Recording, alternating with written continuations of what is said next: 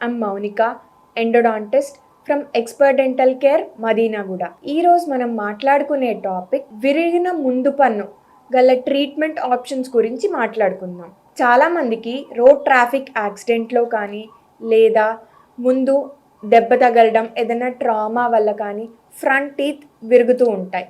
లేదా కొంతమంది front టీత్ని bottle openers కింద వాడుతూ ఆ ఫ్రంట్ టీత్ని విరగొట్టుకుంటారు. సో ఇలా విరిగినప్పుడు ఎలాంటి ట్రీట్మెంట్ చేయించుకోవచ్చో అనేది ఈరోజు చూద్దాం. ఫస్ట్ మీకు ఆ ఫ్రంట్ టీత్ ఫ్రాక్చర్ అయినప్పుడు ఫ్రాక్చర్డ్ ఫ్రాగ్మెంట్ కనుక మీకు అందుబాటులో ఉంటే ఇమీడియట్గా 24 hours లోపల మీరు డెంటిస్ట్ని విజిట్ చేసినట్టయితే ఆ ఫ్రాగ్మెంట్ని మళ్ళీ రీఅటాచ్ చేసి టీత్కి బాండ్ చేసి మళ్ళీ మన న్యాచురల్ టీత్ ప్రీవియస్ లుక్ని మనం తేగలం.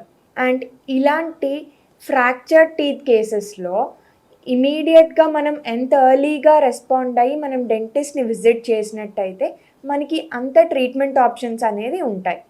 మీరు డిలే చేసే కొద్దీ మనకి లిమిటెడ్ ట్రీట్మెంట్ ఆప్షన్సే ఉంటాయి. ముందుగా మనకి టీత్ ఫ్రాక్చర్ అయినప్పుడు initial layer first layer enamel వరకే బ్రేక్ అయినట్టయితే నార్మల్ ఫిల్లింగ్తో సరిపోతుంది.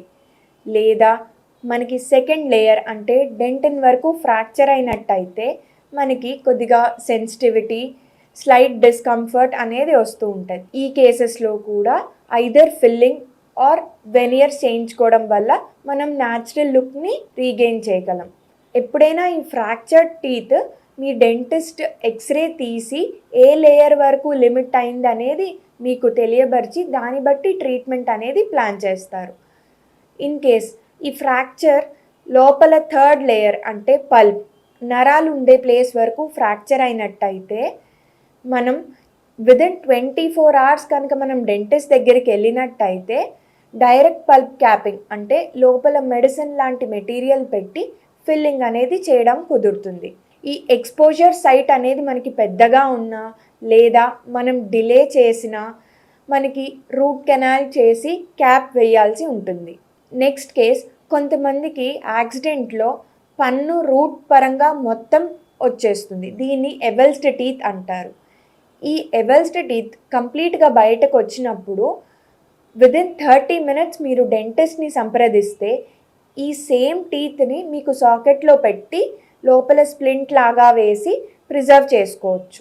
దీనికి మనం ఎంత ఎర్లీగా డెంటిస్ట్ దగ్గరికి తీసుకెళ్తున్నామా అండ్ మీడియం ఆఫ్ ట్రాన్స్పోర్ట్ అంటే మనం ఏ మీడియంలో క్యారీ చేస్తున్నామా అనేది ఇంపార్టెంట్.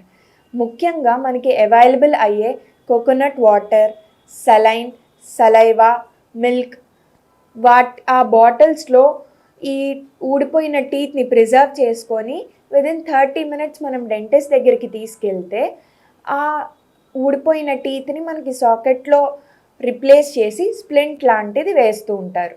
కొన్నిసార్లు మనకి ట్రామా ఆర్ ఫ్రంట్ ఇంపాక్ట్ తగిలినప్పుడు టీత్ ఏమీ బ్రేక్ అవ్వకుండా ఉంటాయి. కానీ over the period of time అంటే 10 to 15 years తర్వాత టీత్ కలర్ అనేది మారుతూ ఉంటుంది. yellowish బ్రౌన్ కలర్లో మారుతూ ఉంటుంది. అప్పుడు మనం డెంటిస్ట్ దగ్గరికి వెళ్ళినట్టయితే ఎక్స్రే తీస్తే ఆ లోపల ఇన్ఫెక్షన్ అనేది మనకు కనిపిస్తుంది. లేదా కొంతమందికి 10-15 years తర్వాత ఆ ట్రామా జరిగిన టీత్ దగ్గర స్వెల్లింగ్ కానీ సివియర్ పెయిన్ కానీ చిన్న పింపుల్ పస్ట్యూల్ లాంటిది కానీ మనం అబ్జర్వ్ చేయొచ్చు. ఇలా ఉన్న కేసెస్లో మనం రూట్ కెనాల్ చేసి దానికి క్యాప్ వేయాల్సి ఉంటుంది. మీకు ఫ్రంట్ ఏదైనా డిస్కలర్డ్ టీత్ ఉన్నట్టయితే కంపల్సరీగా మీరు డెంటిస్ట్ని విజిట్ చేస్తే వాళ్ళు ఎక్స్రే తీసి ఇన్ఫెక్షన్ ఉందా లేదా మనకి రూట్ కెనాల్ ట్రీట్మెంట్ అవసరమా లేదా అనేది చెప్తారు. ఇలా కాకుండా నెగ్లెక్ట్ చేస్తే ఆ ఇన్ఫెక్షన్ అనేది బోన్ లోపలికి వెళ్ళి విపరీతమైన పెయిన్తో ఎండ్ అవుతుంది.